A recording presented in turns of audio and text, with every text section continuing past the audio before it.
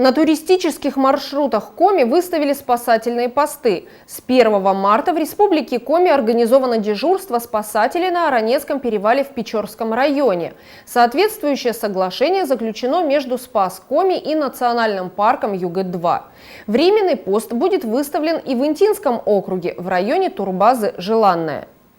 Для оказания помощи туристским группам и выполнения поисково-спасательных работ, связанных со спасением людей во время массового нахождения туристов в горах, в Печорском районе выставлен временный спасательный пост «Спас Коми» в составе 3 спасателей. Дежурство спасателей организовано в 2 смены с 1 по 15 марта и с 15 по 31 марта. Пост оснащен снегоходами с санями, лыжами, альпинистским снаряжением, средствами поиска в лавинах, медицинским снаряжением, радиостанциями и спутниковым телефоном. С 10 марта по 6 апреля будет выставлен еще один временный спасательный пост «Спас Коми» в составе 2 спасателей в Интинском районе на туристической базе «Желанная», которая находится практически в самом центре приполярного Урала. От турбазы до Инты примерно 130 километров. Дежурство спасателей будет организовано в 2 смены с 10 по 24 марта и с 24 марта по 6 апреля.